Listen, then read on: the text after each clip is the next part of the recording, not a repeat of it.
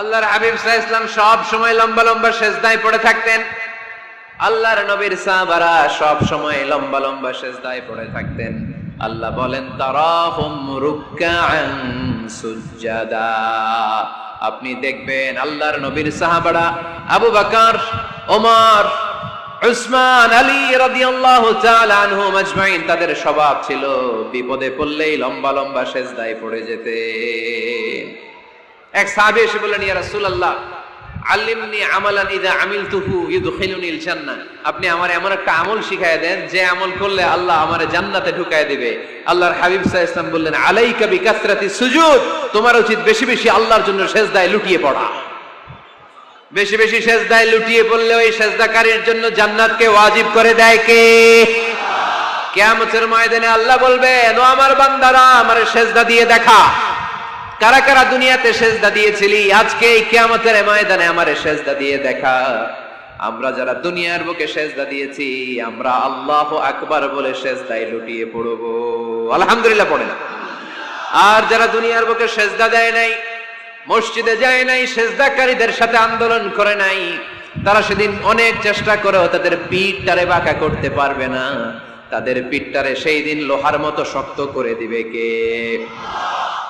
يوم يكشف عن ساق ويدعون إلى السجود فلا يستطيعون।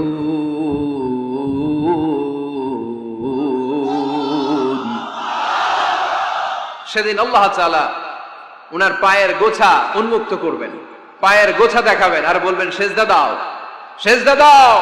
কারা দুনিয়াতে সিজদা দিয়েছো এখনই টের পাওয়া যাবে। আমরা আল্লাহু আকবার বলে সিজদায় লুটিয়ে পড়ব। কিন্তু যারা দুনিয়ায় সিজদা দেয় নাই, এরা অনেক চেষ্টা করো পিঠটারে বাঁকাই করতে পারবে না। সিজদা তো দূরের কথা, এদের পিঠটারে লোহার রডের মতো শক্ত করে দিবে কে? এই দুনিয়াতে আমরা খালি চোখে যা দেখি সবকিছু সিজদা করে কারে? সূরা আর-রহমানে আল্লাহ বললেন, ওয়ান নাজমু ওয়াশ-শাজারু ইয়াসজুদান। আকাশের তারকারাজি আর জমিনের বৃক্ষরাজি সবকিছু সিজদা দেয় একজন রে, তিনি কে? আকাশের তারাগুলো সিজদা দেয় কারে? এই গাছপালাগুলো সিজদা দেয় কারে? দেখছেন কোনদিন? দেখেন নাই? ওই চোখ আমাদের নাই, তাই আমরা দেখি না। এই পৃথিবীর সবকিছু জিকির করে আল্লাহ, কিন্তু এই কান আমাদের নাই, এজন্য আমাদের কান দিয়ে আমরা শুনি না।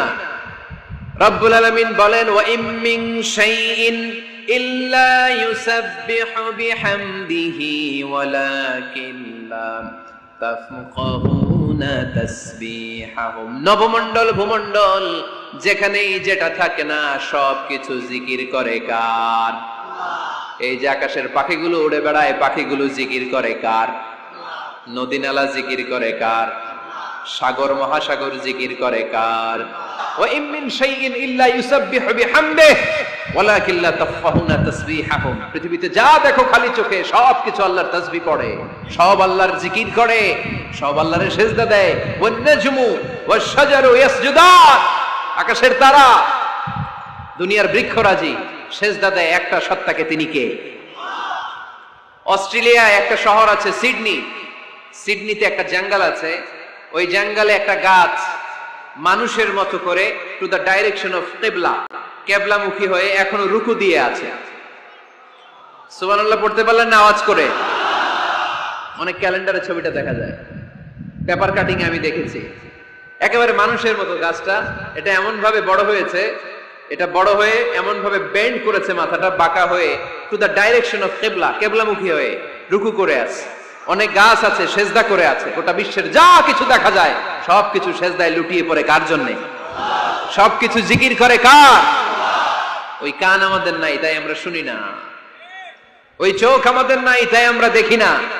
কিন্তু মহাবিশ্বের সবকিছু সিজদা করে কারে? এজন্য আমরাও সিজদা করতে চাই একজনকে। চিল্লায় বলেন, তিনি কে? আমরা মসজিদে একটা সিজদা দেব, আবার মাজারে যে আরেকটা দেব।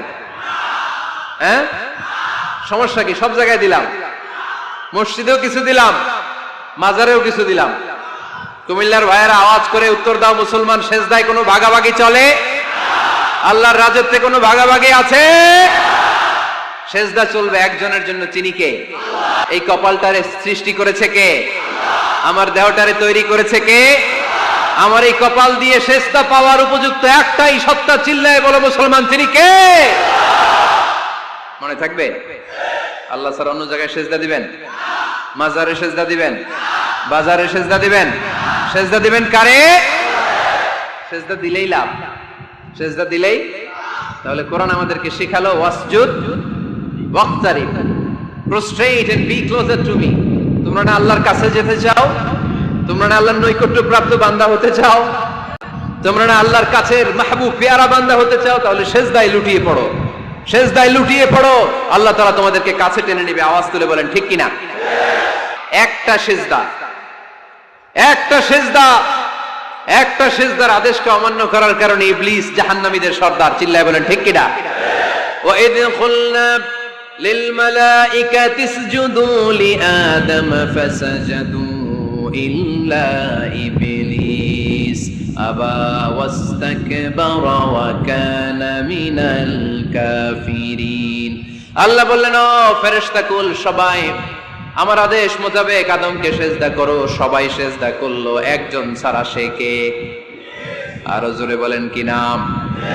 আবা, অস্বীকার করলো, ওয়াস্তাকবারা, অহংকার দেখালো, ওয়া কানা মিনাল কাফিরিন, কাফেরদের অন্তর্ভুক্ত হলো, জাহান্নামীদের সর্দার হলো। কয়টা সেজদার আদেশ? আওয়াজ করে বলেন, কয়টা সেজদার আদেশ অমান্য করছে? সেজদা কয়টা দেয় নাই? আপনি দেন নাই কয়টা? হ্যাঁ, আমরা দেই নাই কয়টা? এক সেজদা না দিয়া জাহান্নামীদের লিডার। আমরা সেজদা মিস করছি কয়টা? কয়টা? মুসলমান, সেজদায় লুটিয়ে পড়তে হবে একজনের খুশির জন্য, তিনি কে? তাহলে কোরআনকে যে প্রশ্ন করেছি, কোরআন সব উত্তর দিয়ে ফেললো। কোরআন আমাদেরকে জানিয়ে দিল, তোমরা সবাই আল্লাহর নৈকট্য প্রাপ্ত বান্দা হতে চাও, আল্লাহর কাছের বান্দা হতে চাও, তাহলে ওয়াসজুদ, কি করো? সবাই বলে নাই, আওয়াজ করে বলো মুসলমান, ওয়াসজুদ মানে কি? সেজদা করো। সেজদা করলেই আল্লাহর কাছে যাওয়া যায়। মনের যত জ্বালা যন্ত্রণা দুঃখ ব্যথা আপনি সেজদায় পড়ে আল্লাহরে বলেন। কোনো ভায়া লাগবে না, কোনো মিডিয়া লাগে না, কোনো সিরিয়াল লাগে না, কোনো অ্যাপয়েন্টমেন্ট লাগে না। ডাকতে দেরি, ডাকে সাড়া দিতে দেরি হয় না। তাহলে কোরআনের আলোকে আজকে আমরা জেনে গেলাম আল্লাহর কাছে যেতে হলে সেজদায় লুটিয়ে পড়তে হয়। এবার আমরা সুন্নাহর আলোকে জানার চেষ্টা করব কি করে আল্লাহর কাছে যেতে হয়। শুনবেন? কষ্ট হচ্ছে নাকি আপনাদের? সুন্নাহকে যদি আমরা জিজ্ঞেস করি, বিশ্বনবী রেখে যাওয়া সুন্নাতে যদি আমরা একটু তালাশ করি, একটু স্ক্যানিং করি, একটু চোখ গোলাই, তাহলে সুন্নাহ আমাদেরকে বলে বেশি বেশি নফল ইবাদত করো আর আল্লাহর নৈকট্য হাসিল করো। সুবহানাল্লাহ পড়বেন না? কোরআন বলেছে সেজদায় লুটিয়ে পড়ো, আর সুন্নাহ কি বলে? নফল ইবাদত। আওয়াজ করে বলতে হবে, সুন্নাহ কি বলে? বুখারীর বর্ণনা, আল্লাহর হাবিব সাল্লাল্লাহু আলাইহি ওয়াসাল্লাম বলেন, মা ইয়াজালু আবদি ইয়াতাকাররাবু ইলাইয়া বিন নওয়াফিল, বান্দা যত বেশি নফল ইবাদত করতে থাকে, করতে করতে করতে করতে বান্দা আমার কাছের নৈকট্য প্রাপ্ত বান্দা হয়ে যায়। হাত্তা উহিব্বাহু, এরপর আমি আমার বান্দারে এত ভালোবাসি, কুনতু সামআহুল্লাযী ইয়াসমাউ বিহি, বান্দা যখন শুনে সে তার নিজের কান দিয়ে শুনে না, আমি আল্লাহর কানে শুনি। কুনতু বাসরাহুল্লাযী ইউবসিরু বিহি, বান্দা যখন দেখে নিজের চোখে দেখে না, আমি আল্লাহর চোখে দেখে। ওয়ায়াদাহুল্লাতী ইয়াবতিশু বিহা, বান্দা যখন কিছু ধরে বান্দার হাতে ধরে না, আমি আল্লাহর হাতে ধরে। ওয়ারিজলাহুল্লাতী ইয়ামশি বিহা, বান্দা যখন হেঁটে যায় ওর নিজের পায়ে হাঁটে না, কেমন যেন আমি আল্লাহর পায়ে হাঁটে। আওয়াজ করে বলতে হবে আল্লাহু আকবার। মানে আল্লাহ বুঝাতে চাইলেন আমি তখন তার কান হয়ে যাই, আমি তখন তার চোখ হয়ে যাই, আমি তখন তার হাত হয়ে যাই, আমি তখন তার পা হয়ে যাই। আমার আর তার মাঝে আর কোনো ফারাক থাকে না, সে আমার একেবারে নিকটে চলে আসে। আওয়াজ করে পড়েন সুবহানাল্লাহ। এজন্য বিশ্বনবী সাল্লাল্লাহু আলাইহি ওয়াসাল্লাম বদরের প্রান্তরে তলোয়ার নাই, ঘোড়া নাই, ওট নাই, সৈন্য সামন্ত নাই, না খেয়ে হাড্ডি সারা 313 জন মুসলমানকে নিয়ে আল্লাহর উপর ভরসা করে বদরের প্রান্তরে দাঁড়ালেন।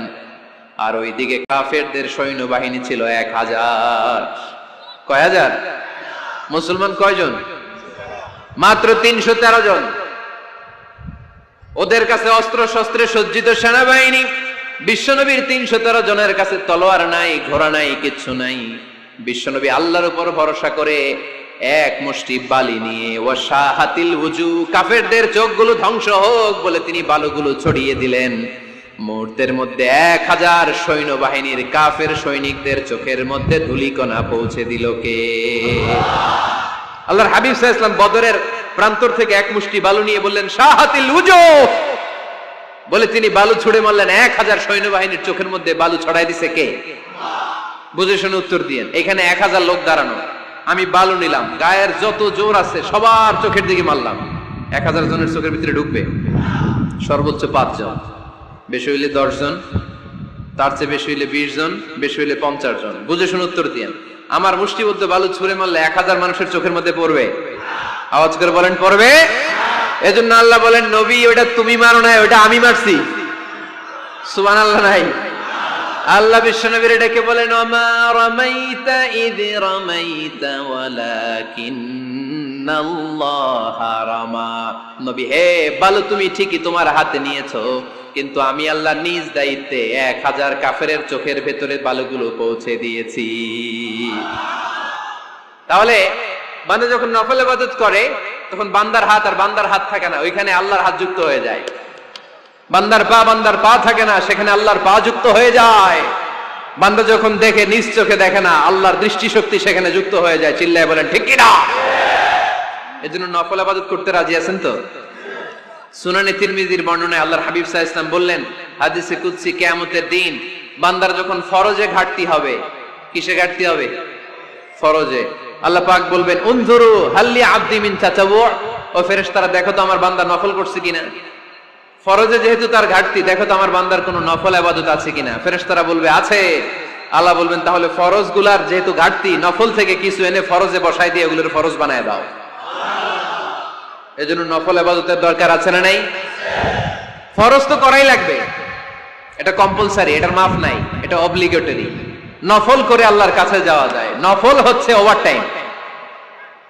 নফল ইবাদত কেমন? আওয়াজ করে বলেন। তাহলে কোরআনের আলোকে আমরা জানলাম যে আল্লাহর কাছে যেতে হলে কি করতে হয়? সেজদা দিতে হয়। আর সুন্নাহর আলোকে আমরা জানলাম আল্লাহর কাছে যেতে হলে কি করার মাধ্যমে কাছে যেতে হয়? আওয়াজ করে বলেন। নফল ইবাদত করতে রাজি আছেন সবাই? সবচাইতে শ্রেষ্ঠ নফল ইবাদত হচ্ছে কোরআনের তেলাওয়াত, ঠিক কি না? আল্লাহর হাবিব সাল্লাল্লাহু আলাইহি ওয়াসাল্লাম বললেন, নফল ইবাদতের মাধ্যমে আল্লাহর কাছে যেতে চাও, নৈকট্যপ্রাপ্ত বান্দা হতে চাও, আফদলুল ইবাদাতি তিলাওয়াতুল কোরআন। সবচাইতে যত নফল ইবাদতের লিস্ট হতে পারে, এই লিস্টে র‍্যাঙ্কিং এ 1 নাম্বার থাকবে কোরআনের তেলাওয়াত। এই কোরআন তেলাওয়াত করতে রাজি আছেন তো? আমার হাতে যে কিতাবটার নাম কি? সবাই বলতে পারেন নাই? আওয়াজ করে বলেন তো কিতাবটার নাম।